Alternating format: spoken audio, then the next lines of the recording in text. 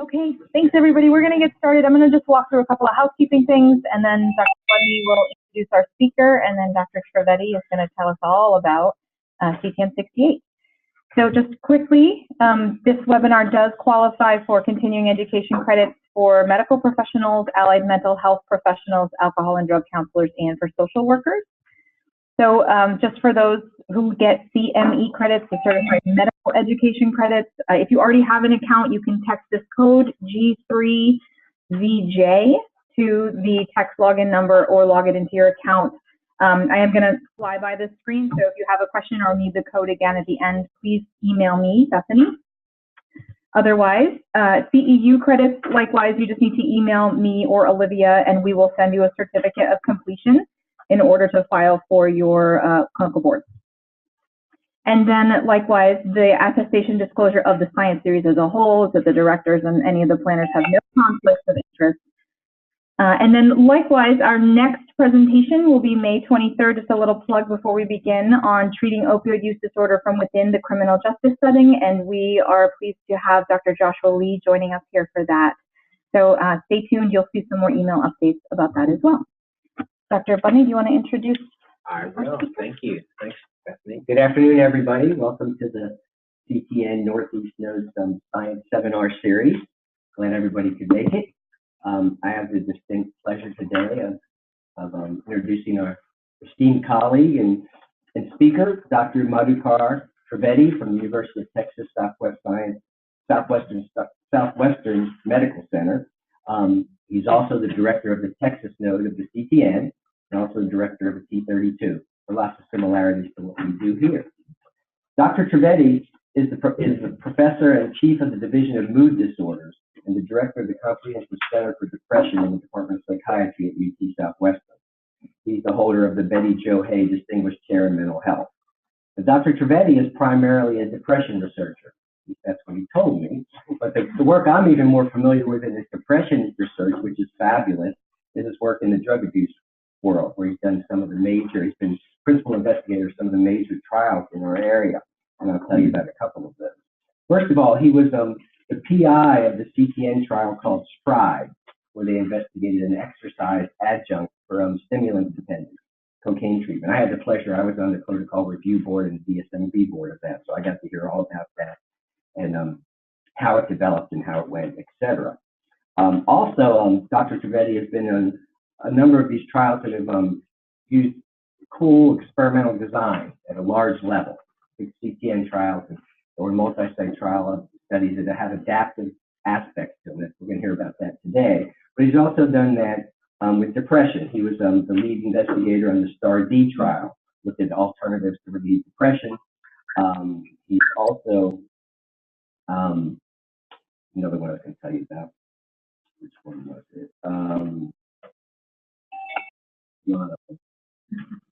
Anyway, most recently, what he's going to talk about tomorrow, so we're going to hear him again tomorrow morning at 9 o'clock, is a project called Establishing Moderators and Biosignatures of Antidepressant Response for Clinical Care, which is cutting-edge stuff on biomarkers. And if we can discover biomarkers, we can discover better matching and matching the treatment and better treatment outcomes in that area, which we'd like to discover for addictive disorders as well. Last, Dr. Trivedi has won a number of awards. He's published over 420 articles and chapters, again, primarily on mood disorders, but the work he's done in the drug abuse world is what we're going to talk about today, and he's currently head of the CTN-0068, right, Bethany, which is a cool adaptive trial focused on methamphetamine use disorder, something other, again, than opioid use disorder. So it's always nice to get something else going on. Dr. Trivedi, it's all yours. Welcome.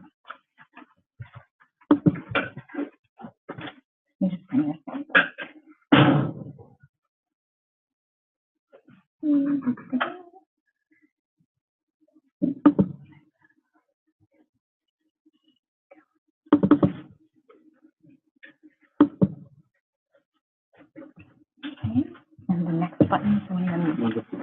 Thank you very much. Thank you for this kind introduction. And another measure of your kindness is I haven't heard too many people say it was a pleasure being on a DSMB. So thank you very much.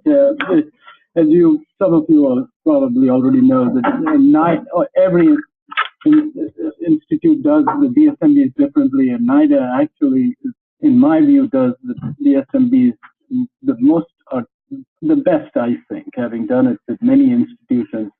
They get the investigators and the DSMB members actually interacting while giving independence to the DSMB members. So I thank you very much. It improves the conduct of the studies.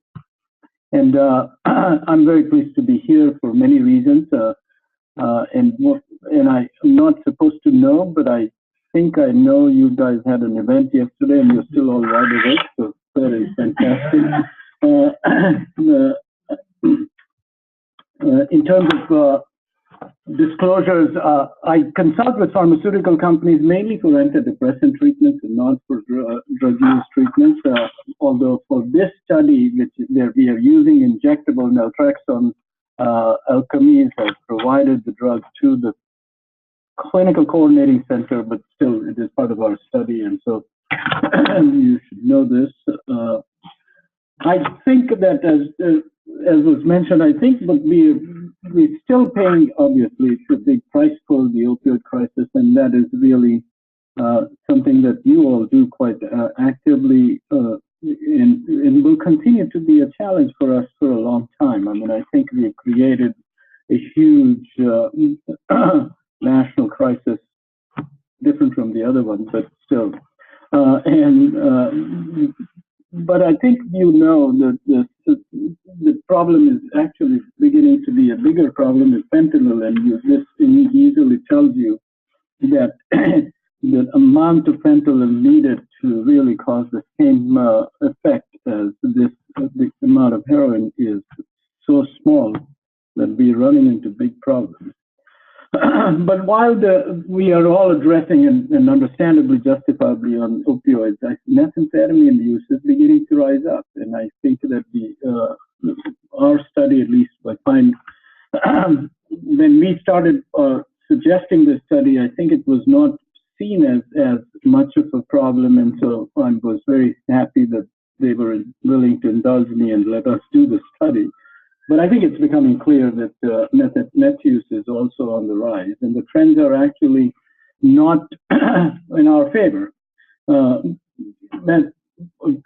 again, I'm going to skip through a little bit of the history and the trends on this, but to just remind us that this is really a big problem, and we'll be remiss if we don't address this. And the CTN, for example, while focusing on a lot of the important things, is currently this is the only methamphetamine trial that the CTN is conducting. The routes of administration are varied, and ingested and snorted is what we are finding, at least in our study, to be more common. It is smoked and injected. It can be dissolved sublingually, and if you individually talk to each of the patients, or at least review their histories of, now we have 380 patients.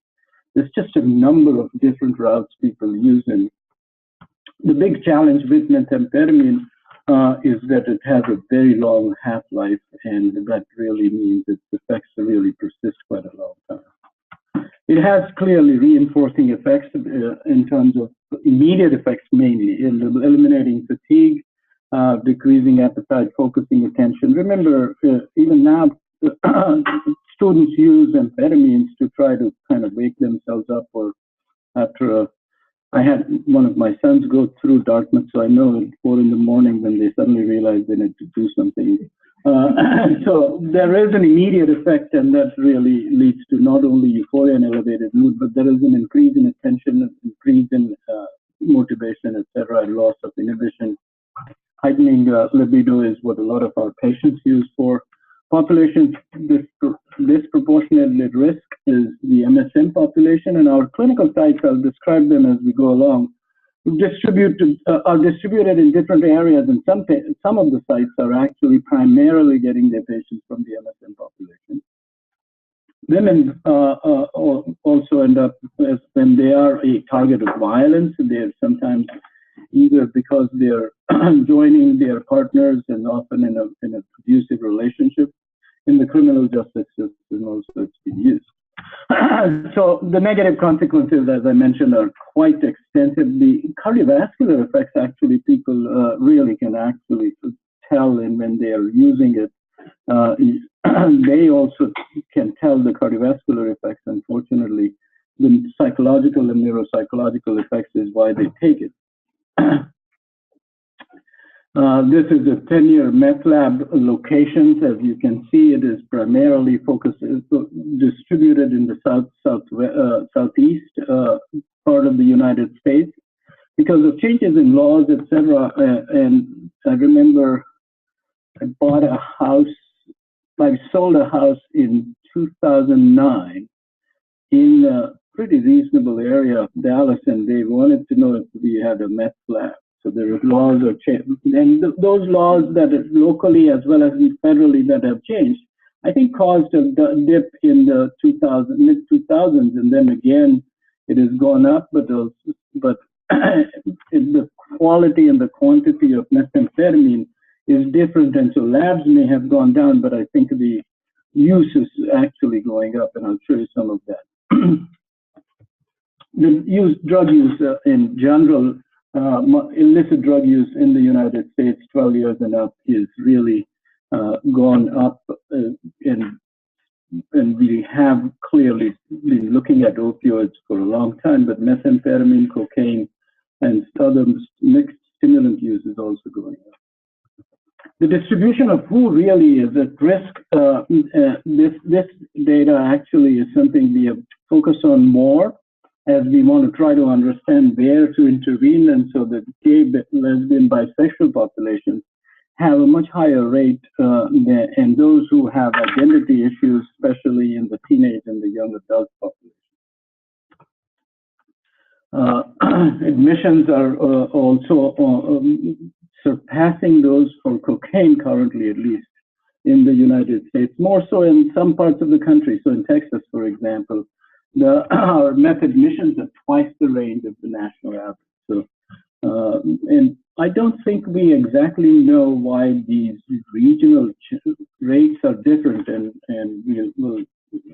not enough epidemiological studies have been done to understand these significant differences. Within, so if there is just a south-north divide, you can even make the case, but within that, why is in Texas the rates are double than other places? Admissions in primary meth use have definitely not gone down, and potentially this may be just a blip or a trend we'll see over the next couple of years, but I think it is seeming like it may be a trend going up. ED visits related to methamphetamine are going up,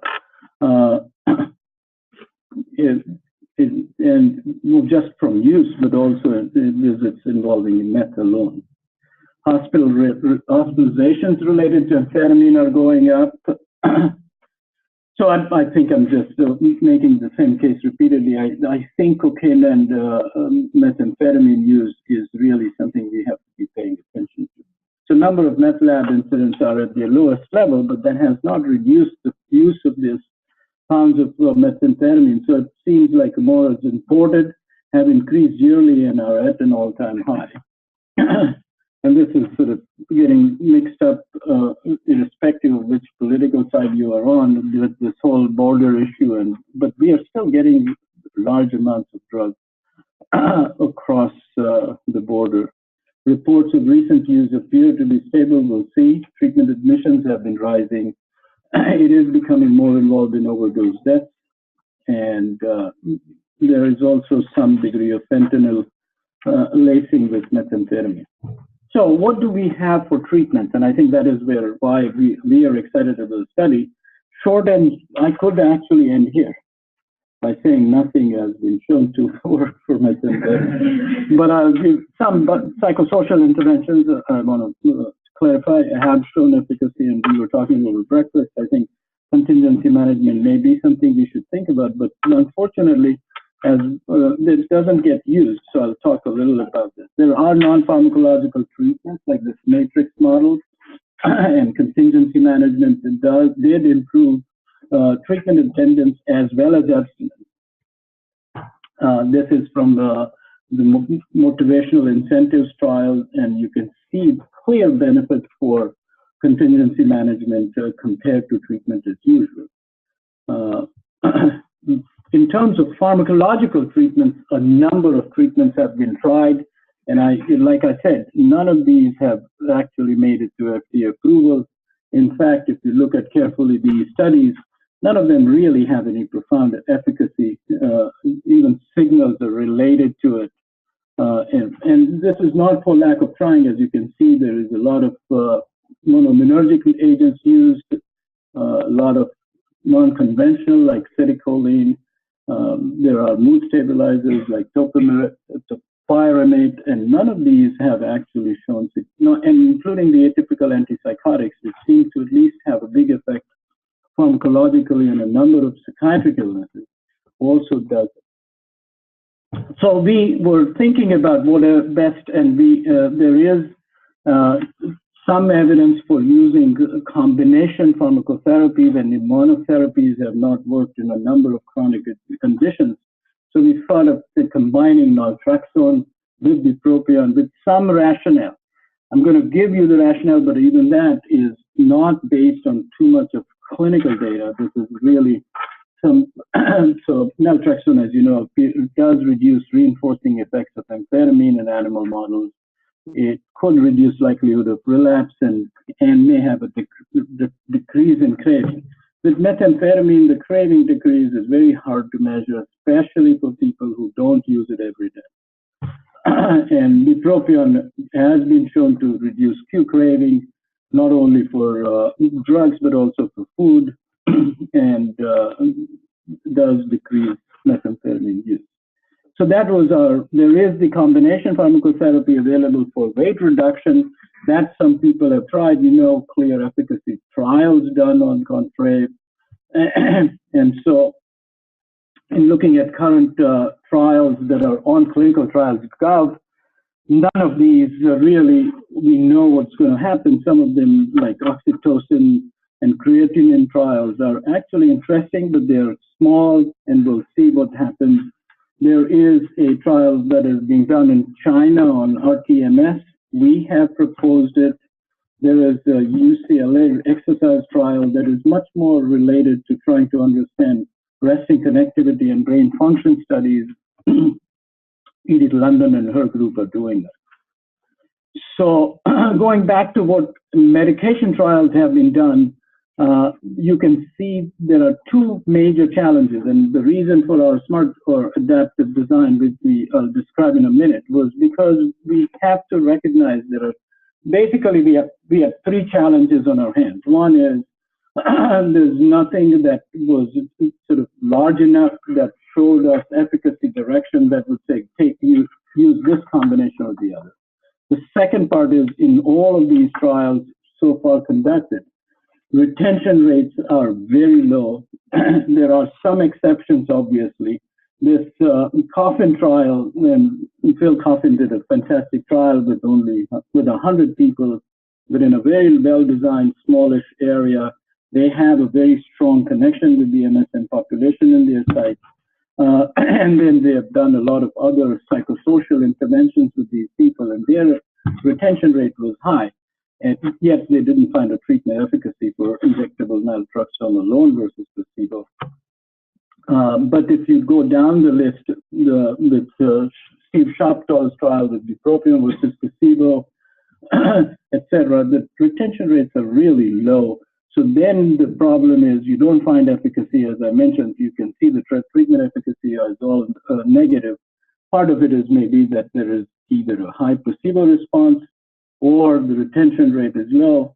And so we had to be thinking about these two issues of and treatment adherence is low. So those three parts of the trial were of these trials that worried us the most, because if you're and some of these studies, placebo response rates are just very high, like with this Walter study with methylphenidate versus placebo.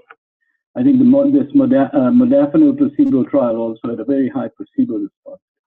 part of it is because what kinds of patients get enrolled in a placebo-controlled trial in randomized controlled trials that are conducted through pharmaceutical companies is a complicated thing.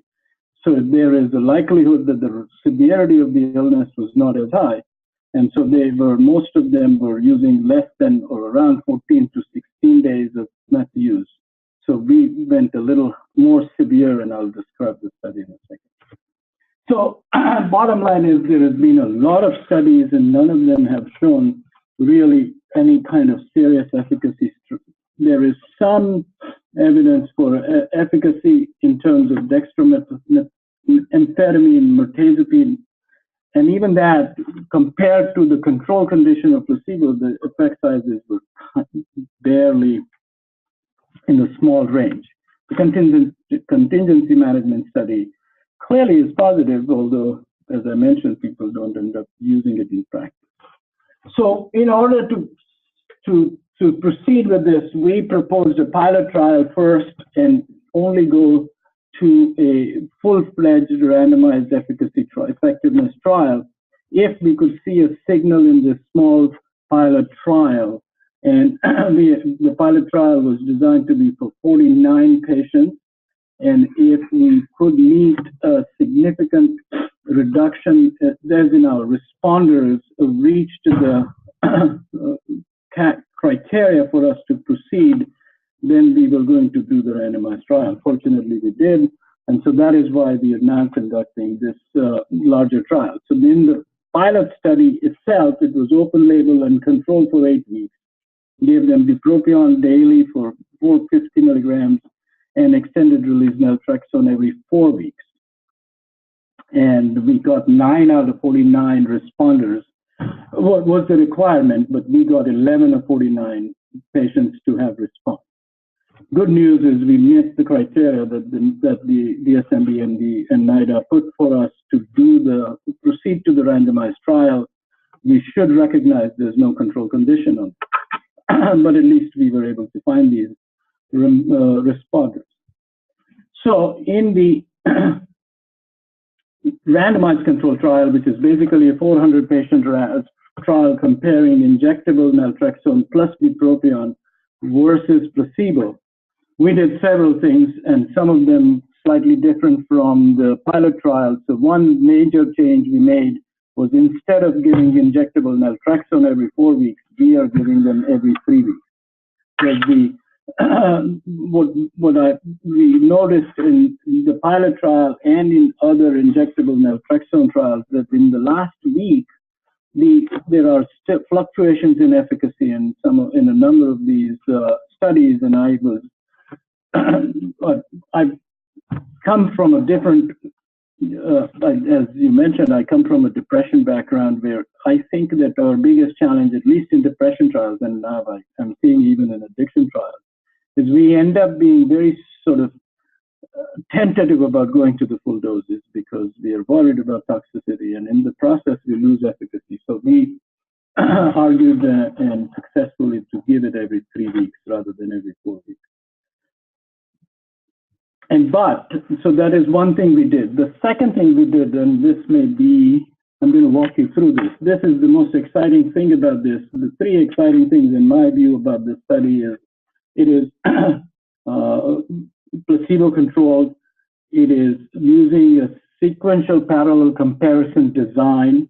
It had this every 3 weeks of injectable naltrexone, and we have a AI-based, artificial intelligence-based video monitoring of the patients taking the bupropion pills and documenting adherence to the pill. And they have a very good software, this company called AI Cure, that actually makes sure that you can safely document whether the patients followed the pill or not. The reason for the sequential placebo parallel comparison design basically is to primarily ensure that there is some sort of mitigation of high placebo response. So what it really random sequential parallel comparison design does is for this 12, so the first part of this you can see is informed consent. naltrexone pre-induction strategy and randomization. Once randomization occurs, the study itself goes into 2 phases. The first 6 weeks is the active combination of the 2 versus placebo, with a oversampling in the placebo, so that there is actually a smaller number of people on the combination than placebo. I know the proportion, but I'm not allowed to tell you in the interest of not breaking the blind for sites. You're not a site, but you being on the DSMB, you will respect that. So bottom line is, there is an oversampling of placebo, and that is for the first 6 weeks. They get 2 injections during that time. At the end of 6 weeks, so week 5 and 6 determines whether or not the patient is a responder or a non-responder. If they are a responder, they continue. If they are a non-responder in the placebo arm, then they get re-randomized to the combination versus placebo. And then you have another 6 weeks of the second phase of the study of drug versus placebo, so that you have 2 6-week trials embedded in one trial. And the drug placebo difference in the first trial and the drug placebo difference in the second trial gets separate weighting, because the first one has a different sampling proportion than the second one, and that determines the drug versus placebo difference. The reason to do that is threefold. One is obviously none of us are biased in our assessments, but we figure out a way to bring in bias. So if we know that there is a 50% chance of getting on placebo, and you keep on telling the patient, that means half the time you'll get an active treatment. We are bringing in bias that we don't recognize. Investigators do this all the time. So in drug placebo studies, there's a very high proportion of placebo response in these well-done randomized controlled trials. So we wanted to avoid that. Secondly, I think the second phase of the trial really is actually a very well-designed phase, because those people have already gone through 6 weeks of treatment, so they have made it a commitment to staying there. So hopefully we can improve retention. The primary outcome is UDS and medication phase. Patients have to meet criteria for moderate or severe methamphetamine use. Self-report meth use of more than or equal to 18 days. So was a big fight about it. Enough sites wanted us to bring it down to 14 or 15, because then they can include patients who basically were weekend warriors.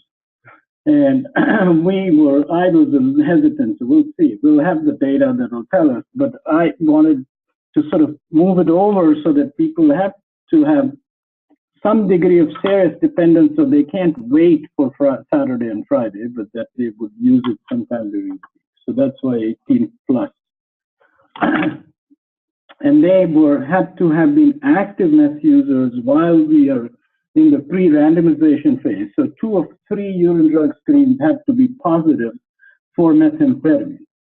They obviously had to be medically healthy and not on a changing psychiatric medications regimen. They could have concomitant psychiatric illnesses, and they cannot be in a formal addiction treatment program. There are many of the safety measures that you would imagine we are doing, including EKG and vital signs. The efficacy measures, urine drug screen is the primary, timeline follow back, and a number of other things. We are getting blood draw for genetic testing, but this is going to be small as methamphetamine user population goes. It's only 400 patients for genetic testing, but will still contribute to the repository that NIDA has.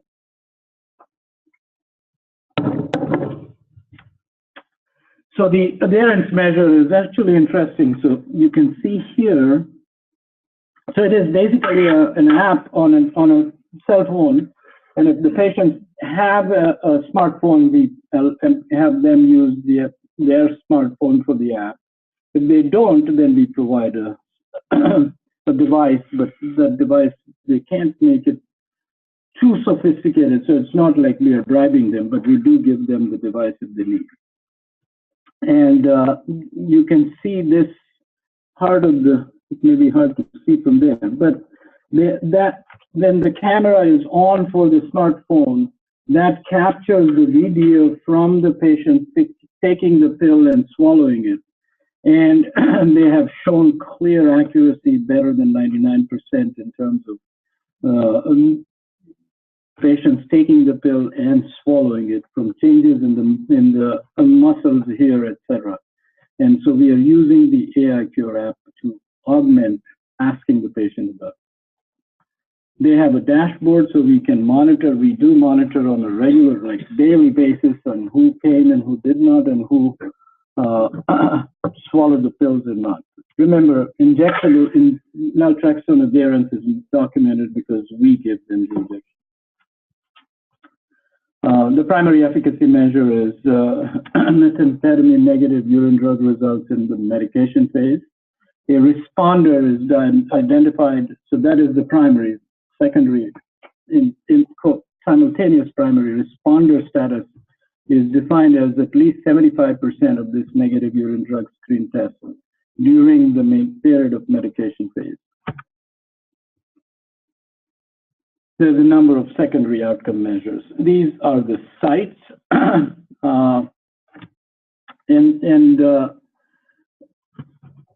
doing one of these studies, all are a word on the CTN network itself. I think doing a 400 patient study, I'll show you the timeline, in the short amount of time we've done is very hard to do. It's only because we have the CTN network that we've been able to do it, and these are the sites. And even then, I hesitated reluctantly at the end, had to add Dallas as one of the sites. I had wanted to do it at the other places and not sort of do it in my clinic. And so we went and got sites around the country, but it became clear that we won't get to goal if we don't add the UT Southwestern site, so we added that later. We started recruitment in May.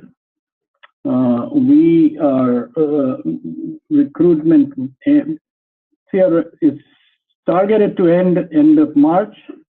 We are somewhere in the middle, and we have 380 of the 400 randomized. So if not end of March, I think we'll be done before the first middle of April. So we will have met the recruitment target, which is fantastic. The last follow-up is July.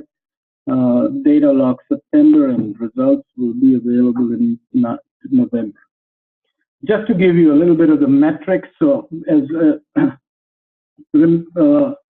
we are now recruiting at a much faster pace. We have, like I said, everybody is now fully loaded with this. So this was on 11th, we have 378, but today we have 380 patients.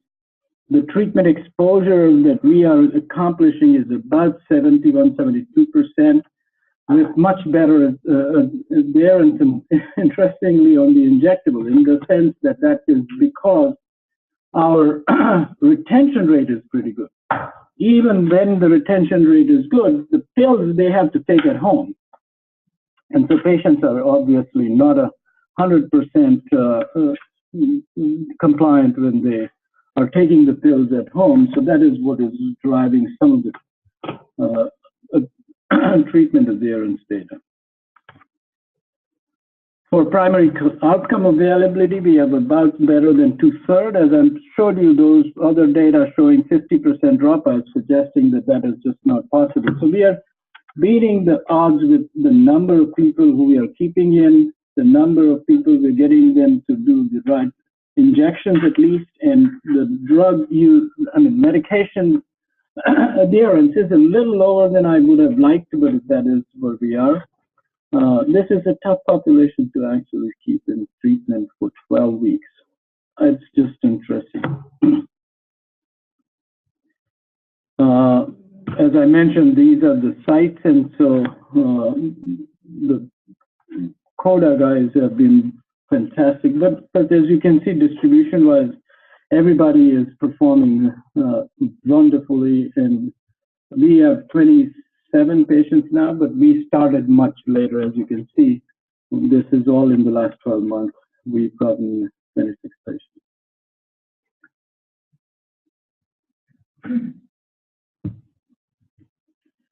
Again, these are the sites and the PIs at each of the sites.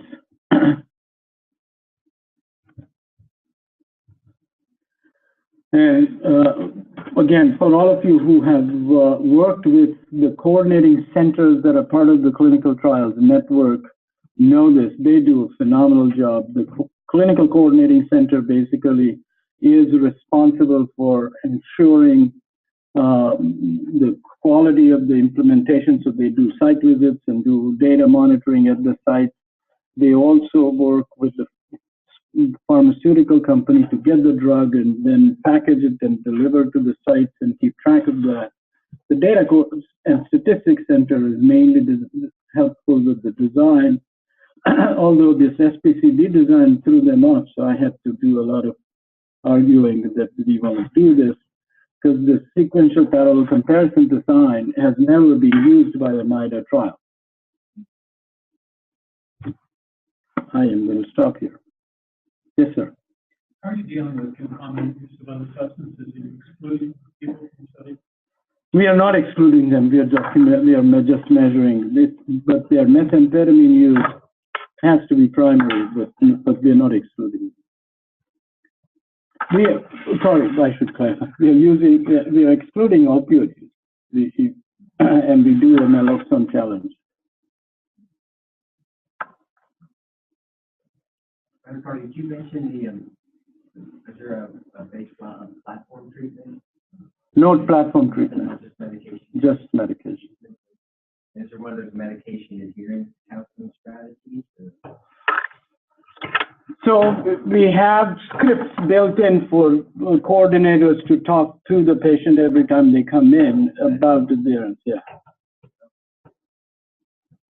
And there is a lot of attention for that because the AI Cure discussion, we have to educate them on how to use the smartphone and what will happen, and we call them if they don't use the smartphone on a given day. And initially, or even now, how many people say, I swallowed it, but I didn't use the AI Cure, and you go, so we do try that. Yeah. Thank you for your presentation. It's great to hear about this work. In the pilot work you did, I know the sample size is small, but did you learn anything? Did you see any patterns around what types of patients seem to be the most responsive? Like who were the responders versus the non-responders? So,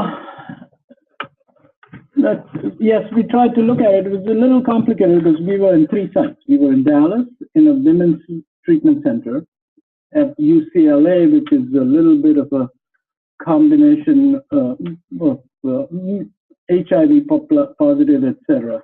And then in Hawaii, which had the smallest numbers, but our patients actually in the women's treatment center did the best. So could be that we could send women, but then we had no males, and the UCLA site had fewer males. So I'm hesitant to make too much of it. Back to the counseling issue. Is that a trend that we're seeing, that these CTN trials or just medication trials in general are moving forward without, platform CBD or something along those lines? Is that methamphetamine? So we had a lot of discussion about, and I'm glad you bring it up, because I have, so like the STRIDE trial we did it as on top of the ongoing treatment at the treatment centers. In this one, I think because we wanted to do drug versus placebo and wanted to get these patients come to the academic center rather than do it in the treatment center, the DSMB was more supportive of doing it as a standalone drug versus placebo trial. most of the current trials, or most, I don't remember that there is a single medication trial actually right now happening on the CTN. There are now planned ones from the new list of trials that are being discussed, including rapid induction for naltrexone, etc., which will be done on top of ongoing treatment. So this is an exception, also because of the SPCD design, the sequential parallel comparison design. Would you say that the profile of the typical person who meets criteria for your study is changing at all?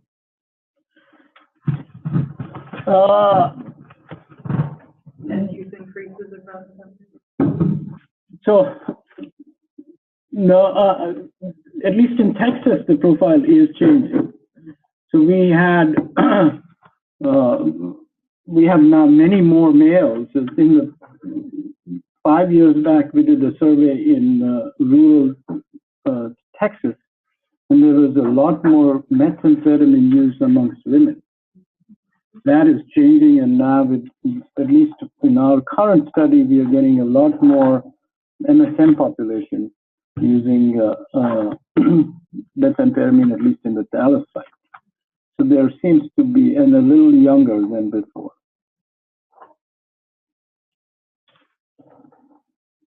Since you're excluding for opioid use disorder, do you find that excludes a lot of people? It has been a big challenge. It has been a very big challenge. And like a couple of sites really have struggled quite a bit for enrolling because they have mixed population. Do you still collect data on opioid use or other drug use? Yeah, and we do urine drug screens also. The DSMB was, and understandably, was very worried for us to do naltrexone and not. Yes.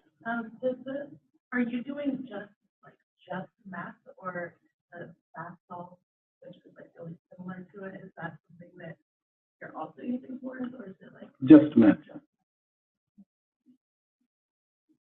Has the purity and cost of meth been changing over the last 5 years?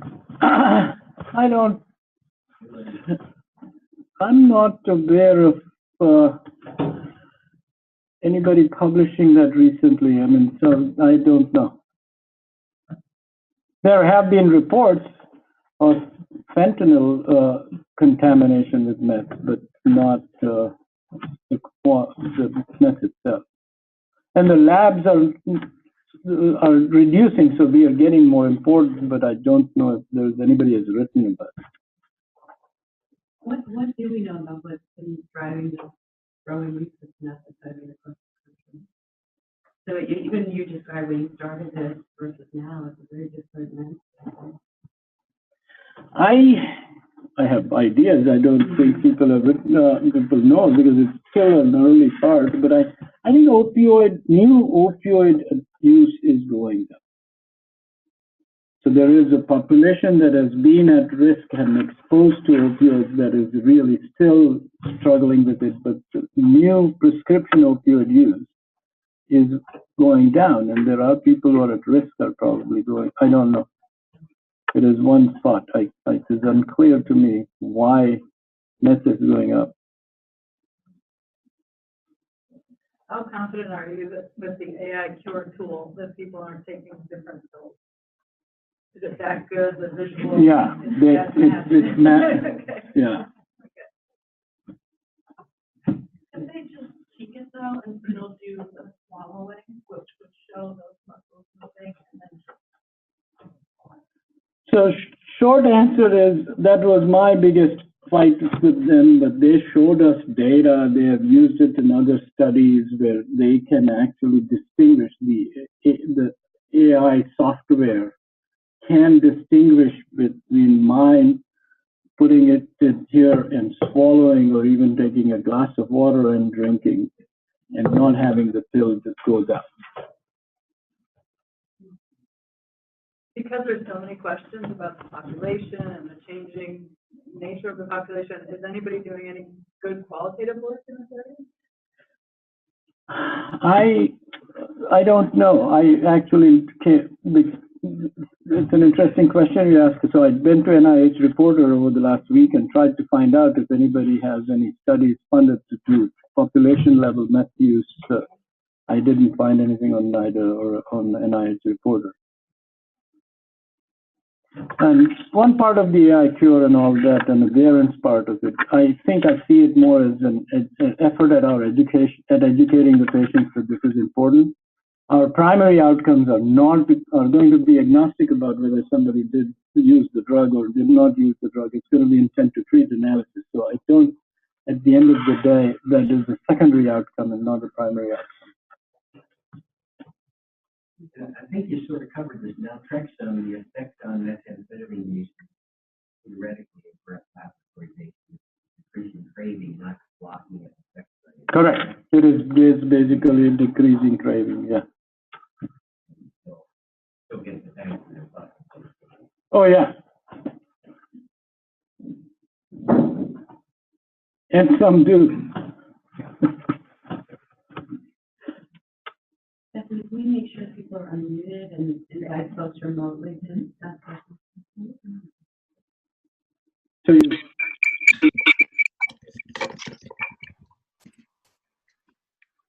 We're not. Feel normal based on, I mean, they say that with the trauma histories a lot of them have had, that the opioids help them feel normal. Is there any work done on what's going on with the methamphetamine patients?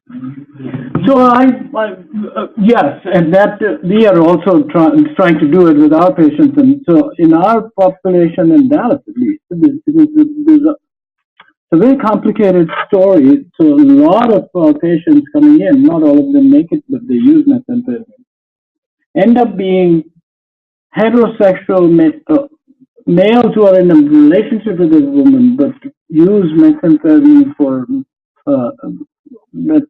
sex with males. So it's a different population than what you're saying, and the reason is different. They're not trying to feel normal, they're actually for sexual performance. You done any race questionnaires? No. You should.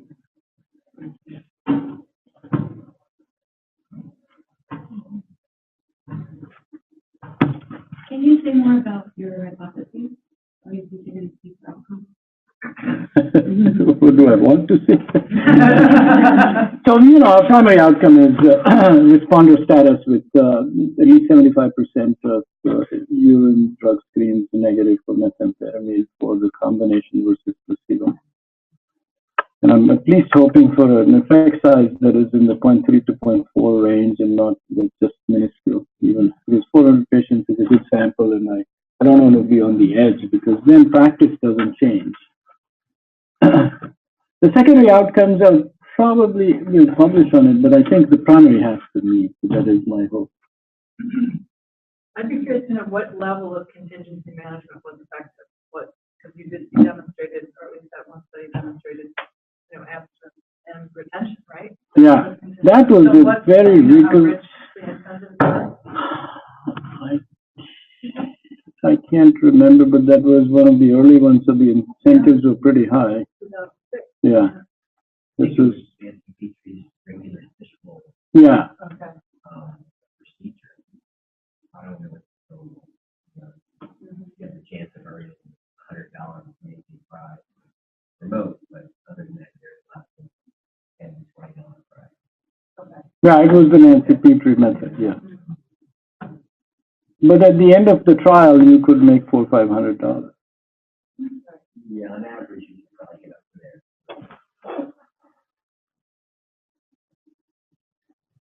The problem we were talking about is the problem with contingency management, it never gets utilized in real practice. Right.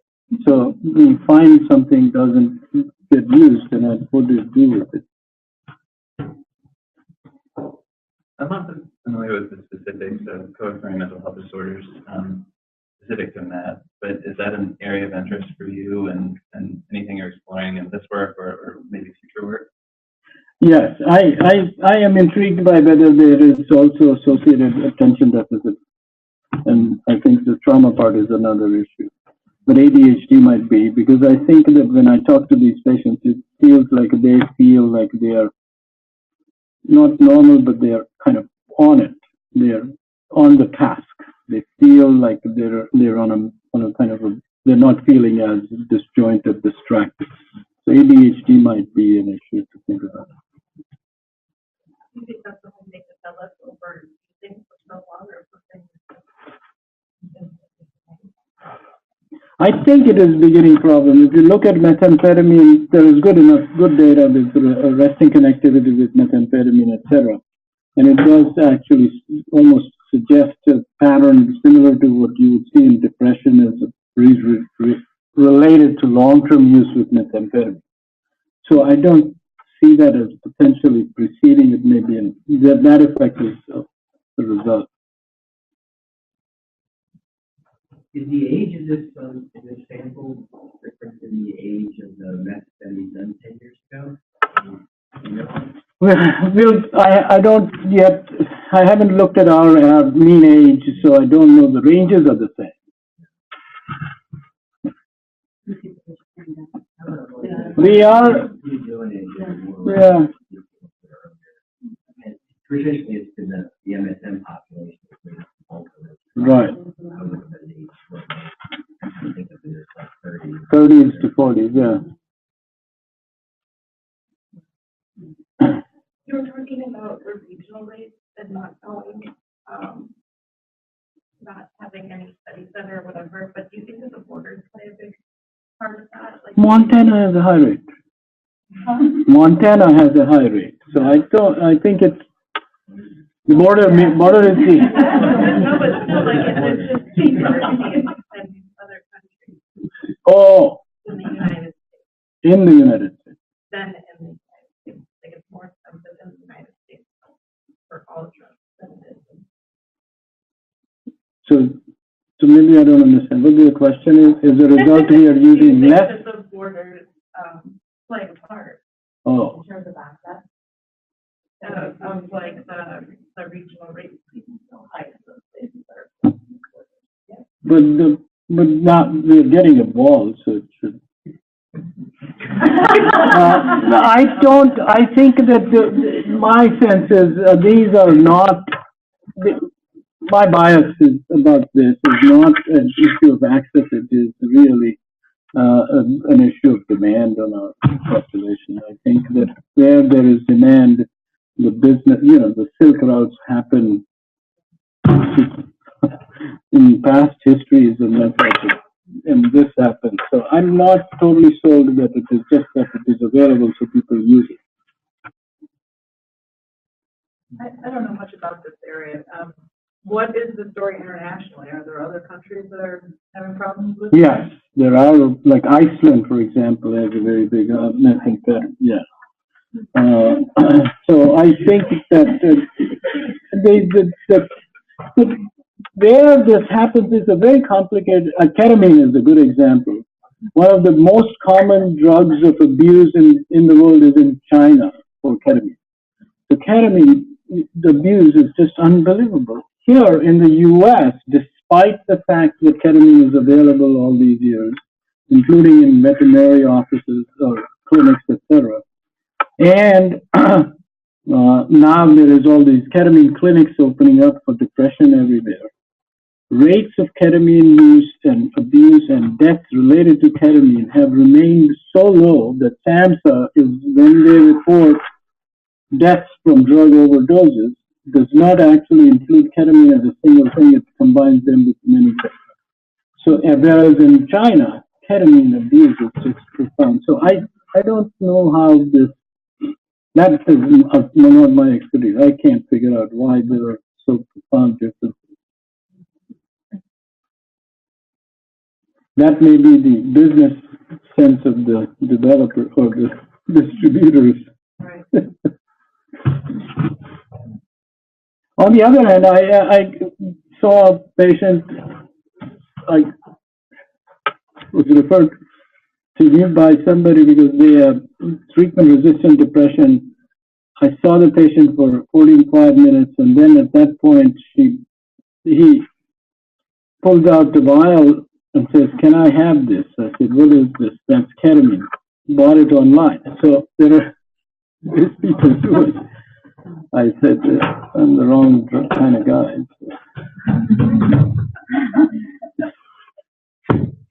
Thank you very much. Yes, I think we're out of time. Thank you, Dr. Trivedi. Just a reminder, Dr. Lee is presenting when? May. In May, we'll see you all again then. Thanks for coming.